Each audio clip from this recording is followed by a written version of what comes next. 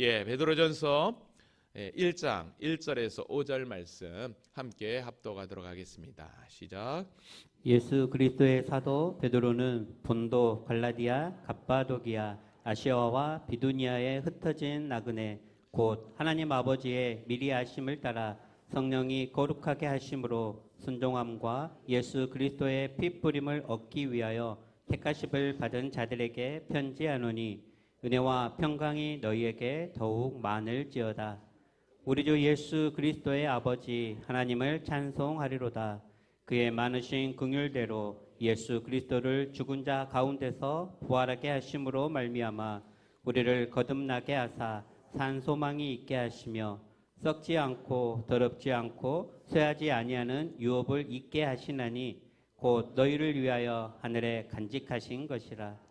너희는 말세에 나타내기로 예비하신 구원을 얻기 위하여 믿음으로 말미암아 하나님의 능력으로 보호하심을 받았느니라. 아멘. 아멘. 할렐루야. 하나님 살아계십니다. 살아계신 하나님, 오늘 또 감사로 주님 앞에 영광 돌리는 우리 모두를 축복하시고 은혜 위에 은혜를 부어주시는 줄로 믿습니다. 방금 영상에서 보신 것처럼 인간의 참된 행복은 나로부터가 아닌 오직 하나님께로부터 시작됨을 믿습니다.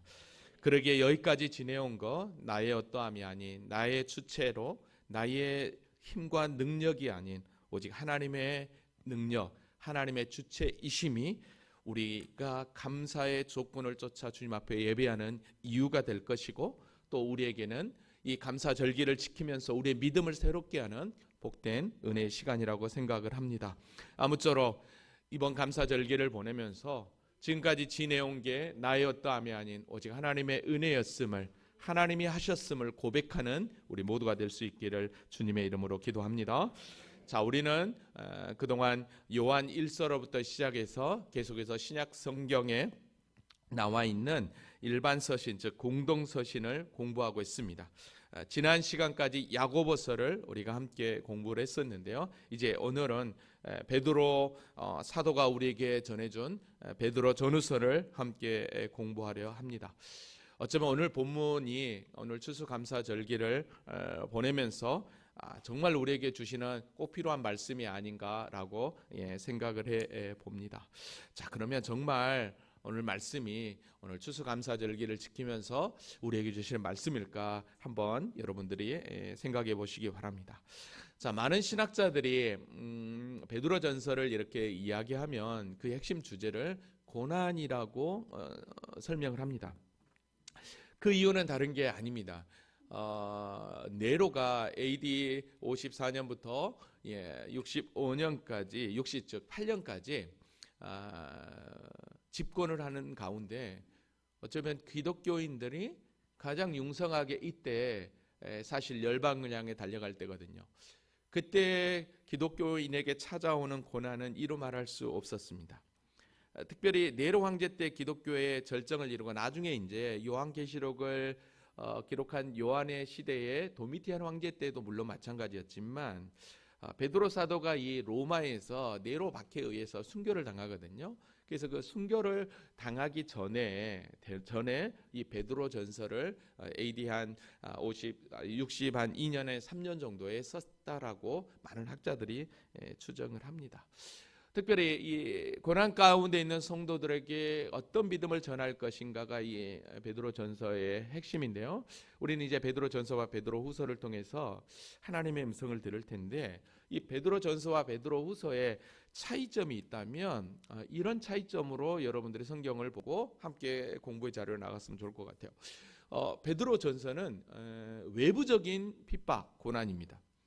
그러니까 외부적으로 오는 환난과 핍박, 즉 예수 그리스도를 믿는다는 이유 때문에 찾아오는 그 환난과 핍박으로 말미암아 그 고난당하는 성도들은 어떻게 살아야 될 것인가, 즉 우리 주님의 위로와 소망, 끝까지 믿음을 지키는 자에게 주어지는 영광을 소개하고 있다고 한다면, 이 베드로후서는 이제는 내부적인 갈등입니다. 그러니까 내부적인 핍박, 갈등은 뭐겠습니까? 다른 게 아니라 유다서와 거의 비슷한 내용인데 거짓 교사들이 교회를 침투해서 흔드는 것입니다. 물론 요한 우리가 일서를 공부할 때 거짓 교사들이 등장했던 것을 보게 되는데, 그래서 베드로후서에는 내부적인 그런 영적인 이단들의 거짓 교사들의 침투로 말미암아 교회가 어떻게 서야 될 것인가, 즉 붙잡아야 될 것보다 말씀이다. 말씀 안에 온전히 거해야 된다. 그게 바로 베드로후서의 내용이라고 할 수 있습니다. 자, 그러니까 베드로전서에서는 외부적으로 찾아오는 환난과 핍박, 베드로후서에서는 내부적으로 찾아오는 갈등, 그것도 어떻게 보면 고난이죠. 그 고난을 어떻게 이겨내야 될 것인가, 그것이 곧 참된 그리스도인이 걸어가야 될 믿음의 길이다 하는 것을 이 베드로 사도는 우리에게 베드로 전후서를 통해서 소개하고 있다라는 것입니다. 자, 그러니까 베드로 전서에 이제 우리가 그동안 이제 공부를 해야 되니까 베드로 전서를 개론적으로 한번 전체적으로 한번 윤곽을 잡아보면, 가장 먼저로 로마로부터 찾아오는 핍박이죠. 그 핍박 가운데 있는 성도들에게 베드로 사도가 뭘 얘기하겠습니까? 가장 핵심의 그 성경은 바로 뭐냐면 산소망을 가지고 있으라는 것입니다. 즉 어떤 고난이 와도 어떤 핍박이 와도 끝까지 이겨내자. 그래서 베드로 전서가 주제가 고난이지만, 그러나 어떤 분들은 위로와 격려의 서신, 소망의 서신이다라고도 이야기를 합니다. 특별히 베드로 전서에는 그래서 우리에게 산소망을 주는데, 이 산소망을 주는 데 있어서 삼위 하나님의 놀라운 구원 역사를 잘 설명합니다. 오늘 본문도 그러거든요. 그래서 이 베드로 전서를 잘 공부하다 보면 조직 신학에서 얘기하는 삼위일체론, 창조론, 또 구원론, 또 속죄론, 그다음에 종말론의 교리가 잘 소개되고 있습니다. 자, 그러다 보니까 이 베드로 전서가 초대교회 안에서는 세례를 받는 성도들에게 신앙 교육으로도 이 베드로 전서가 사용되었다라고 이야기를 합니다. 특별히 이 베드로 사도는 예수님과 3년이 넘도록 동고동락을 했죠. 그 다음에 사도행전에 보면 베드로의 설교가 몇 군데 등장합니다. 그 100군데 등장하는 그 설교 내용이 그대로 베드로 전서에도 동일하게 나타나고 있는 것을 보게 됩니다. 특별히 베드로는요, 유대인들을 향해서 사도로 부름받은 제자거든요. 그러다 보니까 유대인들이 잘 알고 있는 구약의 구원 역사와 예수 그리스도와 어떻게 연결이 되는가를 잘 설명합니다. 여러분, 우리는 구약 성경을 통해서 오실 메시아를 바라봐야 합니다. 우리가 그리스도 중심 성경 읽기로 1년 동안 열심히 달려왔는데요, 구약에도 여러 부분에서 각자의 특성에 따라서 메시아 대신 그리스도를 소개했던 것을 우리가 확인하게 됩니다. 베드로 이 사도는 즉 구약의 성경 구원 역사를 예수 그리스도의 구원과 아주 잘 연결하고 있는 걸 보게 됩니다. 특별히 베드로전서 내용을 보면 또 어떤 내용들과 거의 유사하게 이렇게 보이냐면 이게 말을 안 듣네요. 사도 바울과 같은 깊은 연관을 가지고 있어요. 그래서 사도 바울이 사역했던 그런 내용하고 이 내용하고 거의 비슷해요. 그럴 수밖에 없죠. 왜냐하면 복음은 하나잖아요. 그래서 진리는 하나이기 때문에 그 진리를 믿느냐? 그렇다고 한다면 그 삶 가운데 어떻게 나가야 될 것인가가 이 베드로 전서에서 잘 나와 있는 것을 보게 됩니다. 이걸 보면 참 베드로 사도는 특별히 바울과 깊은 연관, 그러니까 성경에는 같이 만났다고 하는 그런 내용들이 별로 없지만, 그러나 사역을 하면서 아주 몇 번은 만났을 것입니다. 그러면서 깊은 사역의 공유가 있지 않았을까라고 생각을 해봅니다. 이 베드로전서의 주제가 고난이라고 그랬어요. 사실 그리스도인들에게 찾아오는 고난은 그 당시에 지금 우리가 당하는 고난하고는 이루 말할 수 없는 고난입니다. 특별히 로마인들이 봤을 때 그리스도인들은 저들은 반사회적인 사람이다라고 칭해버렸습니다. 특별히 그리스도인들은 그 당시에 황제 숭배가 있었기 때문에 더더욱 황제가 주라고 하니까 우리의 주는 예수 그리스도인데, 이것 때문에 엄청난 또 시련이 있었죠. 특별히 더더욱 더 큰 시련은 언제 가장 많이 찾아왔냐면 AD 64년에 로마의 대화재 이후에 엄청난 핍박이 찾아왔던 걸 보게 됩니다. 요한복음을 강의할 때 잠깐 여러분들에게 소개를 했었는데요, 여러분 로마의 AD 64년 7월경에 대화재가 발생했는데 약 10일 정도의 엄청난 대화재였습니다. 삽시간에 로마 시내가 다 거의 불타버렸는데 그 이후에 로마가 재정비되면서 그때는 어떡합니까? 이제는 불로 타버리면 안 되니까 돌, 바위로 건물들을 지었기 때문에 지금 이 유럽 쪽에 가면 많은 건물들이 서 있는 것을 우리가 확인하게 됩니다. 특별히 로마 이 시내는 그 당시에 14구역으로 지정이 되어 있었다고 합니다. 근데 14구역으로 지정이 되어 있는데 로마인들이 거주하는 저 지도에서 보는 것처럼 강남 10구역이라고도 표현할 수 있는데요. 그 구역에 아주 피해가 엄청나게 심했지만 강북 쪽, 즉 유대인들이 거하는 곳은 전혀 피해가 없었어요.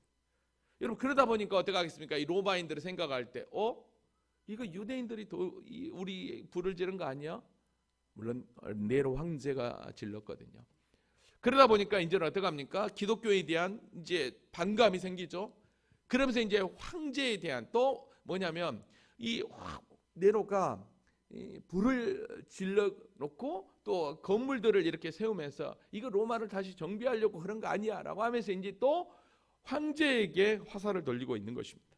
그때 이 네로 황제가 로마에 불을 지른 사람은 바로 저 기독교인들이다라고 얘기를 합니다. 그때부터 어떻게 합니까? 어마어마한 핍박이 찾아오게 됩니다. 여기 나온 대로 카타콤이라고 하는 그런 원형 경기장에 그리스도인들을 가둬놓고 사자를 풀어서 죽이게 하고 말이죠. 그 다음에 또 화형장으로 끌고 가서 화형을 시킬 뿐만 아니라 횃불을 키우는데 사람을 태우기도 했습니다. 이게 기독교가 공인되기까지 312년 가까이 기독교인들이 어마어마한 핍박을 당하게 됐어요. 그래서 그 핍박을 피해서 땅속으로 들어갔다고 그랬죠. 그게 바로 이 로마의 카타콤베였고, 아까 그 콜로세움이었어요. 진짜 카타콤베가 아니라 이게 여기 완전 카타콤베였고 지하. 그다음에 튀르키예 갑바도기아 같은 경우는 대림교회라고 하는, 여기에 적어도 한 2만 명, 3만 명이 여기서 살았다고 이렇게 이야기를 합니다. 여기에 학교, 뭐 병원, 화장터, 무덤이 이 안에 다 있었죠. 이런 토굴에 살면서 한 번도 햇빛을 보지 못하고 죽는 자들이 테마디였다고 하는 거죠. 이들이 하나의 소망했던 건 무엇입니까? 바로 예수 그리스도, 다시 오실 그 예수 그리스도, 그 믿음 하나로 그들은 굴 속에 들어가서 삶을 살았던 걸 보게 됩니다. 이때 그리스도인들이 내가 정말 그리스도인들이라고 분명히 나타냈던 그 표가 있었죠. 그게 바로 뭐냐면 익투스라고 하는 물고기 그림, 여러분도 많이 보셨을 것입니다. 예수는 그리스도시고 하나님의 아들 구원자이십니다. 이 표시가 바로 기였거든요. 그래서 성도들이 만나면 눈치껏 이 물고기를 그리는 거죠. 그러면서 어떡합니까? 서로의 믿음을 확인하고 있는 것을 보게 됩니다. 잘 보세요. 이런 고난의 시대에 또 이런 고난이 찾아올 걸 사도 베드로가 알았을 때 하나님을 열심히 믿고 있고 예수 그리스도를 믿어 구원받은 하나님의 자녀들에게 어떤 편지를, 어떤 내용을 전하고 싶겠냐는 거예요. 지금의 고난은 끝이 아니다는 거죠. 영원한 영광이 기다리고 있다는 소망의 메시지를 분명하게 사도 베드로는 전하고 싶었을 것입니다. 그래서 베드로전서 핵심 구절이라고 한다면 베드로전서 4장 13절입니다. 오히려 너희가 그리스도 고난에 참여한 것으로 즐거워하라. 오히려 지금 당하는 고난이 예수님이 당하는 고난에 참여하는 것으로 생각하고 뭐요? 즐거워하래요. 왜요? 이는 그의 영광을 나타나실 때에 너희로 즐거워하고 기뻐하게 하려 함이라. 여러분, 이 말씀을 들었을 때 어떤 생각이 들었겠냐는 거죠. 지금 너희에게 고난이 오지만 그러나 저 고난 너머에 영광이 기다리고 있다. 그게 바로 산소망이다. 산소망을 가지고 나아가자. 주 예수 나의 산소망. 아까 연습할 때는 하셨는데 부를 줄 알았는데, 여러분, 그러니까 이 말씀이 얼마나 위로가 됐겠냐는 거죠. 특별히 오늘 봉독했던 1장 말씀이요, 바로 이런 산소망을 우리에게 주신 그 하나님을 찬양하고 있어요. 오늘 본문에 들어가기 전에 그러면 정말로 1장부터 이런 고난 가운데 있는 그리스도인들에게 베드로가 뭐라고 편지하는지 우리 3절부터 9절까지 다 같이 한 목소리로 한번 읽고 오늘 본문 한번 들어가 보도록 하겠습니다. 한번 읽어볼까요? 자, 시작. 우리 주 예수 그리스도의 아버지 하나님을 찬송하리로다. 그의 많으신 긍휼대로 예수 그리스도를 죽은 자 가운데서 부활하게 하심으로 말미암아 우리를 거듭나게 하사 산 소망이 있게 하시며 썩지 않고 더럽지 않고 쇠하지 아니하는 유업을 있게 하시나니 곧 너희를 위하여 하늘에 간직하신 것이라. 너희는 말세에 나타내기로 예비하신 구원을 얻기 위하여 믿음으로 말미암아 하나님의 능력으로 보호하심을 받았느니라. 그러므로 너희가 이제 여러 가지 시험으로 말미암아 잠깐 근심하게 되지 않을 수 없으나 오히려 크게 기뻐하는도다. 너희 믿음의 확실함은 불로 연단하여도 없어질 금보다 더 귀하여 예수 그리스도께서 나타나실 때에 칭찬과 영광과 존귀를 얻게 할 것이니라. 예수를 너희가 보지 못하였으나 사랑하는도다. 이제도 보지 못하고 믿고 말할 수 없는 영광으로 즐거움으로 기뻐하니 믿음의 결국 곧 영혼의 구원을 받음이라. 아멘. 여러분, 이 편지를 받아들였을 때 얼마나 가슴이 뛰었을까요? 죽음의 사선을 넘나들고 있는 그리스도인들에게 베드로 사도가 이 권면의 메시지를 보냈을 때 고난 가운데 있는 성도들이 서로 부둥켜 안고 울면서, 그래, 맞아, 우리에게 영원한 영광이 기다리고 있지. 지금의 고난은 잠시 잠깐이지. 왜? 믿음의 결국은, 믿음의 끝은 곧 영혼의 구원이니까. 아마 이 말씀 붙잡고 끝까지 전진했을 것입니다.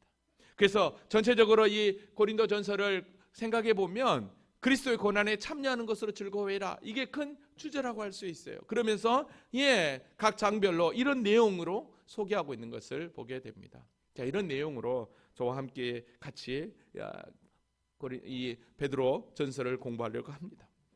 특별히 이 베드로 전서를 대필한 사람은 누구였냐? 바로 실라입니다. 실로아누라고 얘기를 해요. 그럼 이 편지는 어디서 썼느냐라고 했을 때 로마에서 썼습니다. 베드로전서 5장 13절에 보면 택하심을 함께 받은 바벨론에 있는 교회가 너희에게 문안하고. 바벨론이면 메소포타미아 문명에 있는 바벨론인가? 아니에요. 그 당시에 바벨론은 요한계시록에도 나오는 바벨론과 마찬가지로 거대 제국을 상징합니다. 그러니까 그 당시에 가장 큰 제국 바로 로마죠. 그래서 로마에서 이 편지를 쓰고 있는 것입니다.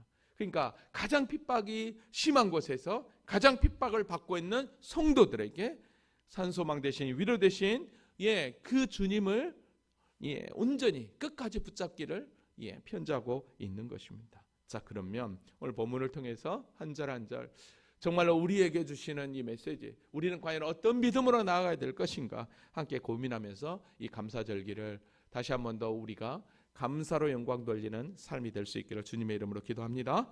자, 그러면 우리 1절부터 함께 같이 공부할까요? 자, 1절 다 같이 함께 읽겠습니다. 시작.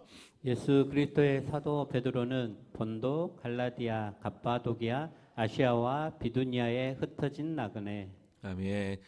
자, 여기서 베드로는 뭐라고 얘기합니까? 예수 그리스도의 사도 베드로는 그랬습니다. 지금 베드로는 자신을 사도라는 표현을 쓰고 있습니다. 보내심을 받은 자, 사도. 사실 베드로는 사도라고 표현하기 너무나도 어려운 존재입니다. 왜? 이는 과거에 있는 남자니까. 자신이 모든 것을 포기하고 예수님을 따르겠다라고 결단하고 고백했던 그였습니다. 사실 예수님께서 십자가에 달려 죽어야 되는 상황 가운데서 마지막 성만찬을 나누었던 6월절 그 저녁에 우리 주님께서 이렇게 이야기를 하죠. 요한복음 13장 36절에 보니까 다 떠나도 너희 나를 따를 수 없다. 그때 우리 베드로가 이렇게 얘기하죠. 주여 어디로 가시나이까? 예수께서 대답하시되 내가 가는 곳에 내가 지금은 따라올 수 없으나 후에는 따라오래. 지금은 따라올 수 없다. 왜? 주님이 십자가의 길을 걸어가니. 그러니까 베드로가 자신 있게 얘기하죠. 주여 내가 지금은 어찌하여 따라갈 수 없나이까? 주를 위하여 내 목숨을 버리겠습니다. 목숨까지도 버리겠습니다. 그렇게 이야기를 합니다. 누가복음 22장 23절에 이렇게 되어 있습니다. 주여 내가 주와 함께 오게도 죽는 데까지도 가기를 각오하였나이다. 그렇게 결단하고 결심했다. 하나님 주님 앞에서 그리고 제자들 앞에서 선포했던 그런 베드로였습니다. 근데 어떡하죠? 계집종 앞에서 주님을 3번이나 모른다고 저주하고 배반을 해버립니다. 여러분 이걸 보면 어떤 생각이 드십니까? 우리 인간은요, 아무리 내 생각이 옳고 내가 어떤 일을 계획할지라도 때로는 나의 의지와 상관없이 나의 옛 모습이 팍 튀어나올 수 있다라는 거예요. 베드로는 바로 이런 모습이었어요. 베드로도 그랬을 거예요. 왜 어떻게 내가 이럴 수 있지? 상황과 환경이 되면 어떻게 베드로가 그럴 수 있어라고 하겠지만 아니요, 저와 여러분도 동일할 것입니다. 그런데 여러분, 우리 주님께서 베드로를 그냥 외면했습니까? 아니에요. 다시 부활의 주님을 만났지만 그러나 고향 갈릴리로 돌아가서 그물을 던지고 있을 때 우리 주님은 다시 갈릴리로 찾아오셨습니다. 그러니까 요한복음을 통해서 보았지만 잠깐 그 현장을 갔다 오도록 하겠습니다. 밤새지 그물을 던졌지만 어떡합니까? 고기를 낚지 못합니다. 그 현장에 예수님이 걸어오시죠. 얘들아 너희에게 고기가 있느냐? 아니요, 없는데. 그때 우리 주님이 배 오른편에 그물을 던지라라고 얘기합니다. 그때 물고기가 많아 그물을 들 수 없을 정도로 엄청난 고기를 낚게 되죠. 153마리. 이때 주님이 다는 소실의 이야기를 듣고 겉옷을 두른 후에 바다로 뛰어내렸습니다. 이때 우리 주님은 숯불을 피워놓으시고 조반을 차려놓으시고 제자들을 맞아주셨어. 지금 잡은 생선을 좀 가져와라.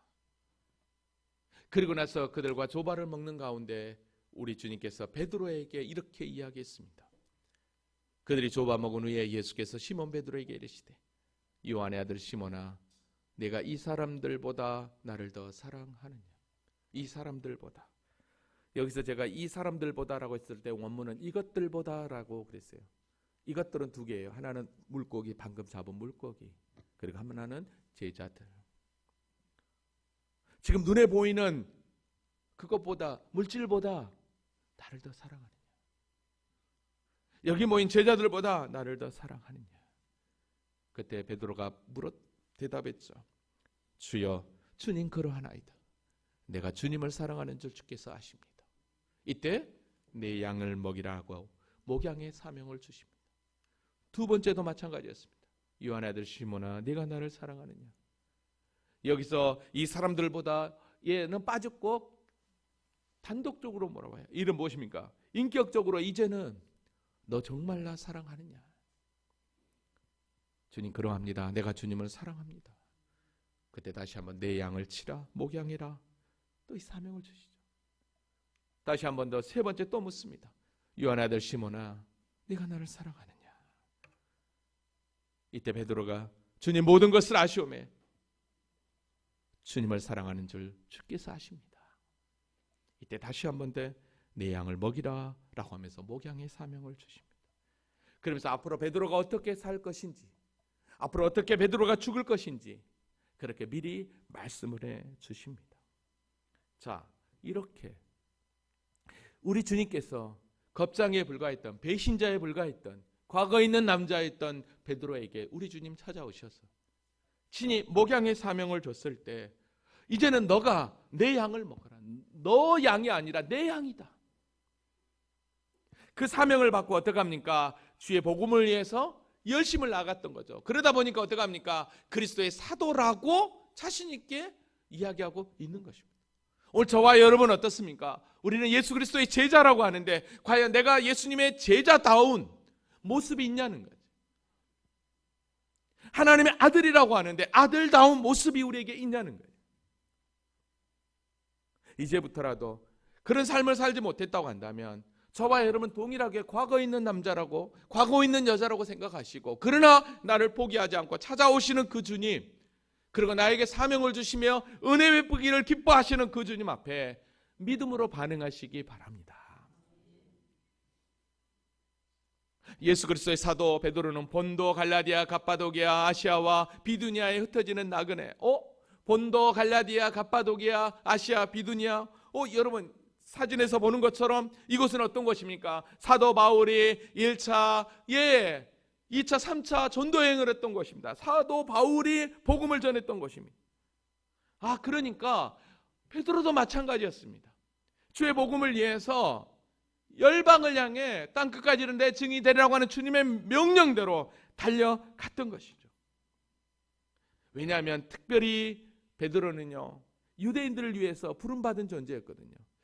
그걸 어디서 알 수 있냐면 누가복음 22장에 보면 그러나 내가 너를 위하여 내 믿음이 떨어지지 않기를 기도하였노니 너는 돌이킨 후에 내 형제를 굳게 하라라고 그래서 내 형제를 굳게 하라. 즉 잃어버린 유대인들을 구원하도록. 그래서 우리가 잘 아는 대로 갈라디아서 보면 사도 바울은 이방인의 사도로 달려가지만 그러나 사도들은 할례자 즉 유대인들을 향해 사도로 부름받아 달려갔던 것을 우리가 알게 됩니다. 그러니까 베드로는 자기에게 맡겨진 주님께서 맡겨진 그 양들 잃어버린 그 양들을 향해 전진했던 것이죠. 특별히 여기 본문에 보면 흩어진 나그네라고 그랬는데 여기서 흩어진 이 표현은 헬라어로 디아스포라입니다. 디아스포라는 예루살렘 즉 팔레스타인 밖에 사는 사람들을 디아스포라라고 그랬습니다. 북이스라엘이 아수르에 망하고 남유다가 바빌론에 망할 때부터 흩어졌던 유대인들, 그리고 사도행전 8장에서 사울의 핍박으로 말미암아 흩어졌던 그리스도인들, 그들을 향해 어떻게 합니까? 흩어진 나그네라는 표가 있어요. 여기서 흩어진 나그네라는 표현은 다른 사람들이 아닙니다. 예수 그리스도를 믿고 환난과 핍박 때문에 각지에 흩어져서 복음에 살고 있는 모든 그리스도인들, 이방인이나 유대인들을 향해서 흩어진 나그네라는 표현하고 있어요. 여러분 그러면 왜 여기서 나그네라는 표현할까요? 그건 다른 게 아닙니다. 나그네는요, 이 땅이 전부가 아니라는 거예요. 영원한 천국이 바로 우리가 돌아가야 될 본향이라는 사명을 가지고 천국을 사모하며 사는 그리스도인들을 향해 나그네라고 표현하고 있는 것입니다. 그러면 흩어진 나그네, 천국을 향해 믿음으로 사는 그들은 도대체 누구냐는 거예요. 그들은 다른 사람이 아닙니다. 오늘 보면 2절에 보니까 곧 이들은 하나님 아버지의 미리 하심을 따라 그랬어요. 성령의 거룩하심으로 순종함과 예수 그리스도의 핏부림을 얻기 위하여 택하심을 받은 자들에게 그러니까 흩어진 나그네는 다른 사람이 아니었습니다. 하나님께서 택하신 자들이었어요. 근데 하나님께서 택하신 자들인데 오늘 본문 2절은요, 삼위 하나님의 놀라운 구원 역사, 우리를 구원하기 위한 하나님의 놀라운 구원 역사가 여기서 소개됩니다. 보세요. 성부 하나님을 먼저 볼까요? 하나님 아버지의 미리 하심을 따라 그랬어요. 미리 하심은 무엇입니까? 하나님의 절대적인 선택입니다. 그러면 저와 여러분이 예수 그리스도를 믿는 건 우리의 어떠함이 아니라 하나님의 선택이라는 걸 믿으십니까? 왜냐하면 로마서 8장에 보면 하나님이 미리 하신 자들을 또한 그 아들의 형상을 본받게 하기 위하여 미리 정하셨으니 라고 얘기합니다. 그러니까 저와 여러분이 정말 구원받은 하나님의 자녀라고 믿는다면 하나님은 저와 여러분을 미리 정하시고 하나님의 때에 부르셨다라는 것이죠. 아멘입니까? 예레미야 1장 5절에 보면 내가 너를 모태에 짓기 전에 너를 알았고 내가 배에서 나오기 전에 너를 성별하였고 라고 이야기합니다. 그러니까 바로 하나님의 구원 역사에서 성부 하나님은 우리를 선택하셨다라는 것입니다. 그러면 이 놀라운 구원받은 하나님의 그 선택으로 우리가 구원을 받았는데 그러면 어떻게 우리가 예수 그리스도를 믿게 되었느냐? 이게 바로 성령 하나님의 강권적인 역사가 우리 가운데 임했기 때문입니다. 베드로 고린도전서 12장 3절에 보니까 그러므로 내가 너희에게 알리노니 하나님의 영으로 말하는 자는 누구든지 예수를 저주할 자라 하지 아니하고 또 성령으로 아니하고는 누구든지 예수를 주시라 할 수 없느니라. 오늘 저와 여러분이 예수가 그리스도의 나의 주님이라고 고백한다면 이거는 성령 하나님의 우리 가운데 일하시는 역사하심인 줄로 믿습니다. 그래서 오늘 보면 2절에 성령이 거룩하게 하심으로 순종함가라고, 성령이 우리를 거룩하게, 그래서 예수 그리스도를 믿는 믿음의 순종의 자리로 우리를 이끄셨다라는 것입니다. 여러분 그러니까요, 오늘 저와 여러분이 선택된 것, 저와 여러분이 예수 믿는 게 그냥 우연히 된 게 아니라는 거예요. 하나님의 선택이요, 성령 하나님의 강권적인 역사인 줄로 믿습니다. 여러분, 그래서 여기서 보니까 거룩하게 하심으로 순종함이라고 그랬어요. 이게 순종함은 곧 무엇입니까? 믿음과 함께 가는 것입니다. 하나님의 자녀들은요, 자동적으로 믿음과 함께 순종이 나타나게 되어 있는 거예요.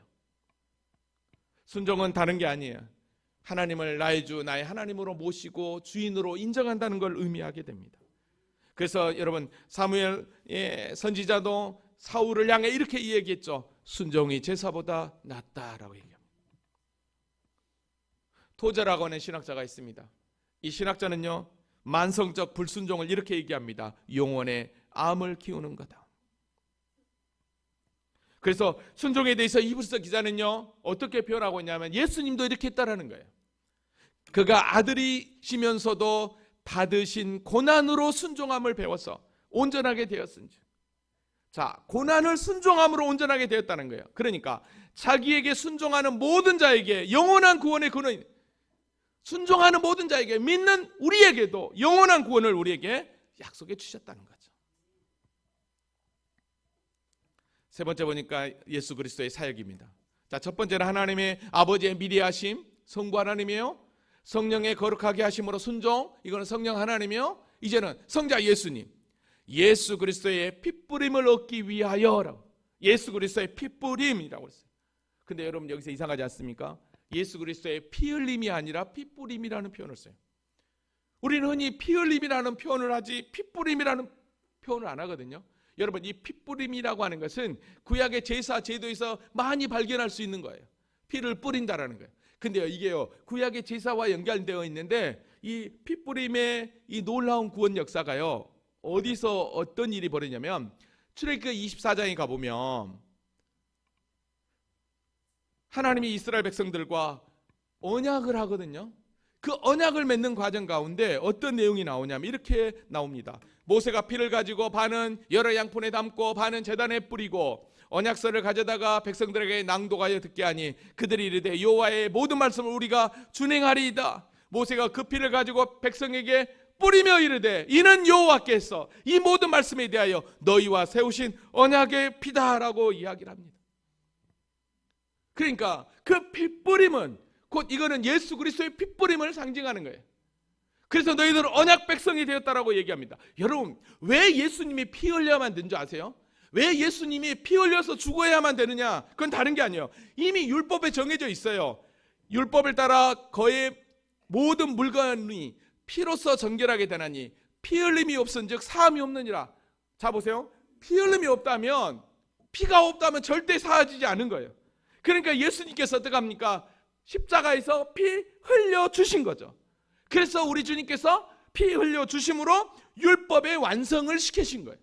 그러니까 동물의 제사로는 절대로 우리의 구원을 이룰 수 없는데 당신이 친히 피 흘림으로, 즉 우리를 위해서 피 뿌려 주심으로 저와 여러분이 구원을 받아 주의 영광 안에 들어가는 존재가 되었다라는 것이죠. 그러니까 옛 언약은 짐승으로서 구원함을 받는 게 아니라 짐승으로서 하나님 앞에 죄가 용서되어 가까이 갈 수 있지만, 그러나 새 언약은 예수 그리스도의 핏부름으로 말미암아 저와 여러분이 구원 안에 들어갈 수 있다라는 거죠. 그래서 이브리서 12장 24절에 이렇게 얘기합니다. 새 언약의 중보자이신 예수와 및 아벨의 피보다 더 나은 것을 말하는 뿌린 피니라고 이야기를 해요. 그러니까 여러분 보십시오. 베드로 사도가요, 베드로전서 1장 19절에 이렇게 얘기합니다. 오직 흠없고 점없는 어린 양 같은 그리스도의 보배로운 피로 저와 여러분이 구원을 받았다라고 이야기하고 있는 것이죠. 바로 이런 구원 역사, 즉 이런 삼위 하나님의 놀라운 구원 역사가 너희에게 임했다라는 거죠. 그래서 어떻게 합니까? 그런 자들이 곧 택하심을 받은 자들이다. 그런 자들에게 은혜와 평강이 더욱 많을 거다라고 분명하게 이야기하고 있는 것을 보게 됩니다. 그렇습니다. 오늘 예수 그리스도의 십자가의 구속의 은혜는 그냥 당신이 혼자 저절로 된 게 아니라 바로 하나님의 절대적인 선택, 그리고 성령 하나님의 강권적인 역사, 그리고 당신의 피 흘림, 그게 곧 우리를 구원한 그래서 저와 여러분이 오늘 감사절기를 지키며 감사로 나가야 될 조건도 됐고 당연한 것이고, 이게 또 하나님을 기쁘시게 하는 삶이라는 것이죠. 할렐루야. 여러분, 사도 베드로는 이걸 안 거예요. 분명히 안 거예요. 우리가 이렇게 구원함을 받은 존재구나, 삼위 하나님의 이 놀라운 구원 역사에 당신이 친히 역사하셨구나, 이걸 안 거예요. 그러니까 오늘 보면 3절에 뭐라고 얘기합니까? 우리 주 예수 그리스도의 아버지 하나님을 뭐하리로다? 찬송하리로다. 그냥 말이 아니에요. 찬송한다라고 고백하고 있는 거예요. 그의 많으신 공일대로 예수 그리스도를 죽은 자 가운데서 부활하게 하심으로 말미암아 우리를 거듭나게 하사 산 소망이 있게 하시며. 그렇구나. 우리에게 산 소망을 주신 그 하나님 앞에, 우리의 구원을 이루신 그 하나님 앞에 이제는 어떤 삶을 살아야 될 것이냐? 지금 너희에게 고난이 찾아왔느냐? 너희의 삶에 어려운 문제가 찾아왔느냐? 우리를 거듭나게 하사 산 소망을 주시는 그 하나님만 바라보자. 그 주님만 의지해라. 그것이 곧 무엇입니까? 은혜와 평강이 올 수 있는 길이라는 것을 다시 한번 오늘 본문은 우리에게 이야기하고 있는 것을 보게 됩니다. 여러분, 절대로 저와 여러분은 우리 스스로 구원에 이를 수 없습니다. 우리 주님이 저와 여러분을 이끌지 않으면 아무도 구원의 자리에 이를 수 없다라는 거예요. 요한복음 6장 44절에 보면 나를 보내신 아버지께서 이끌지 아니하시면 아무도 내게 올 수 없나니라고 그랬어요. 오늘 저와 여러분이 이런 존재라는 거예요. 여러분, 이런 존재가 되었으니 이게 웬 은혜냐는 거죠. 웬 사랑이냐는 거예요. 그래서 4절에 이렇게 얘기합니다. 썩지 않고 더럽히지 않고 쇠하지 아니하는 유업을 잊게 하셨나니. 여러분, 유업을 잊게 했어요. 여러분, 유업이라고 하는 표현은 구약 성경에서 유대인들이 가나안 땅에 들어갈 때 그 땅을 유업이라는 표현을 썼어요. 그럼 여기서 썩지도 않고 더럽지도 않고 쇠하지도 않는 유업, 그 유업은 뭐겠냐는 거예요. 영원한 영생, 천국을 의미하게 되는 거죠. 여러분, 여기서 썩지 않는다, 이 말은 뭐예요? 사라지지 않는다는 거예요. 우리에게 주신 유업은, 영원한 생명은 더럽히지 않는다, 오염되지 않는다라는 거죠. 쇠하지 아니하는, 사라지지 않는다는 거예요. 그러니까 하나님이 우리에게 주신 유업은 절대로 썩지 않고 더럽히지 않고 쇠하지 않는 거라는 거예요. 영원한 거라는 거예요. 그래서 뭐라고 얘기합니까? 곧 너희를 위하여 하늘에 간직하신 것이라. 하늘에 있는 거라는 거예요. 그래서 이 놀라운 구원을 안다면 어떻게 살아는 거예요? 5절 말씀입니다. 같이 읽어보겠습니다. 자, 시작. 너희는 말세에 나타내기로 예비하신 구원을 얻기 위하여 믿음으로 말미암아 하나님의 능력으로 보호하심을 받았느니라. 아멘. 잘 보세요. 너희는 말세에 나타나기로 예비하신 구원을 얻기 위하여 뭘로? 믿음으로 말미암아. 믿음. 그러니까 지금 너희에게 고난이 왔느냐? 산 소망을 가진 말세에 나타날 예비된 구원, 그 구원을 믿는 믿음, 그 믿음으로 나아가라는 거예요. 왜요? 그 믿음을 간직한 자를 어떻게 해요? 하나님의 능력으로 보호하심을 받게 하신다는 거죠. 그렇습니다. 오늘 저와 여러분은 하나님의 능력으로 이미 보호받고 있는 존재인 줄로 믿습니다. 그러기에 그 어떤 사단의 공격에도 우리를 흔들리지 못하게 하는 것입니다. 이제 말씀을 정리합니다. 사실 예수 그리스도를 믿어 구원받은 하나님의 자녀가 되었다라는 건 우연이 아니라 하나님의 절대 주권 가운데, 성령 하나님의 역사 가운데 예수 그리스도의 피 흘린 핏뿌림으로 말미암아 우리가 하나님의 자녀가 되었다라는 거예요. 이게 바로 그리스도인의 정체성입니다. 이것이 바로 우리가 감사해야 될 조건이라는 것입니다.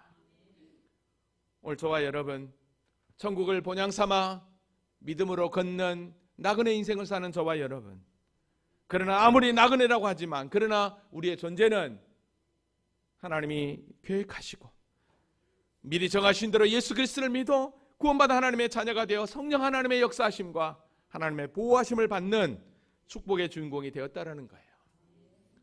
힘들고 어려우십니까? 여러분의 삶 가운데 고난이 찾아왔습니까? 우리 주님께서 피 흘려주시는, 우리 주님께서 선택하셔서 성령 하나님께서 역사하셨던 그 삼위 하나님의 그 놀라운 구원 역사를 기억하시기 바랍니다. 세상 누가 이런 은혜를 받은 자가 있겠습니까? 오늘 그 주인공이 저와 여러분입니다. 신명기 33장 29절에 이렇게 얘기합니다. 이스라엘이여 너는 행복한 사람이로다. 여호와의 구원을 너가 너같이 얻은 백성이 누구냐? 그렇습니다. 여기서 이스라엘은 저와 여러분을 이야기합니다. 사랑하는 성도들이여, 너는 행복한 사람이로다. 여호와의 구원을 너같이 얻은 백성이 누구냐는 거예요. 할렐루야. 그는 너를 돕는 방패시여 내 영광의 칼이시로다. 내 대적이 내게 복종하리니 내가 그들의 높은 곳을 밟으리로다. 오늘 저와 여러분 이런 존재라는 사실을 기억하시고, 우리가 어떤 상황과 환경 가운데서도, 고난 가운데서도 산소망을 가지고 믿음으로 전진하는, 그래서 주님이 주신 사명 잘 감당하며 주께 영광 돌리는 우리 모두가 될 수 있기를 주님의 이름으로 기도합니다. 아멘. 우리 다 같이 자리에서 일어나시겠습니다.